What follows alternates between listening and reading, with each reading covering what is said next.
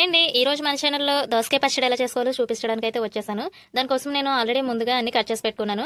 పచ్చిమిరపకాయలు, దోసకాయ ముక్కలు, అలాగే టమాటా ముక్కలు, కొంచెం చింతపండు, వీటిని అయితే పెట్టుకున్నాను. ఇప్పుడు ప్రాసెస్ ఎలా చేయాలో చూసేద్దాం రండి. ఇప్పుడు స్టవ్ అయితే ఆన్ చేసుకొని గిన్నె పెట్టుకోవాలి. ఇందులో మనం అవి ఫ్రై చేయడానికి సరిపడినంత ఆయిల్ యాడ్ చేసుకుందాం. ఆయిల్ అయితే హీట్ అవనిద్దాం. ఆయిల్ హీట్ అయిపోయింది. ఇప్పుడు మనం పక్కన పెట్టుకున్న పచ్చిమిరపకాయలని ఇందులో యాడ్ చేసుకుందాం. పచ్చిమిరపకాయలని ఇలా మధ్యలో కట్ చేసుకుంటే అవి పేలకోకుండా అయితే ఉంటాయి. ఇప్పుడు ఈ పచ్చిమిరపకాయలని లైట్గా ఫ్రై చేసుకుందాం.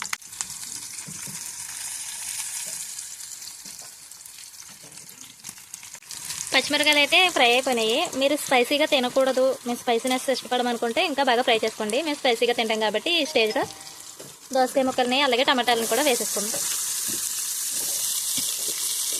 ఒకవేళ స్పైసీగా తిన్న వాళ్ళు అయితే పచ్చిమిరపకాయ ఎక్కువ వేగితే స్పైసీగా ఉండదు అనమాట. వాటిలోని మంట అంతా చచ్చిపోతుంది ఎక్కువ వేగితే. సో మీ ఇష్టం, మీరు ఎలా చేసుకుంటే అలా చేసుకోండి. ఇప్పుడు ఇవన్నీ వేసాం కదా, ఇప్పుడు ఇవన్నీ బాగా కలుపుకొని ఫ్రై చేసుకోవాలి.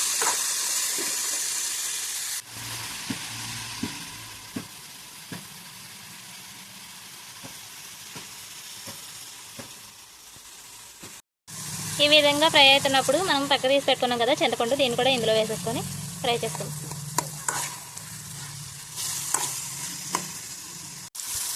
ఈ విధంగా మొత్తం ఫ్రై అయిపోయినాయి అనమాట. ఇప్పుడు చూసారా, ఒక్క వాటర్ లేకుండా, ఒక చుక్క కూడా వాటర్ లేకుండా జస్ట్ ఆయిల్ మాత్రమే కనిపిస్తుంది. ఇలాంటి స్టేజ్లో స్టవ్ ఆఫ్ చేసేసుకొని చల్లారేలాగా ఉంచుకోవాలి.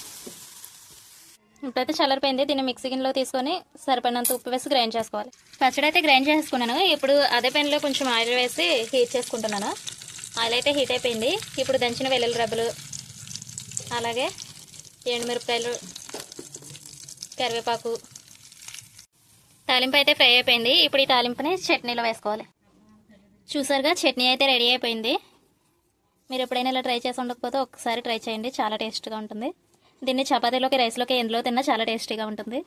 వీడియో నచ్చితే లైక్ చేయండి. అలాగే మీరు కనుక మన ఛానల్ని ఇప్పుడే ఫస్ట్ టైం చూస్తున్నట్లయితే సబ్స్క్రైబ్ చేసుకోవడం మర్చిపోకండి. Thank you for watching.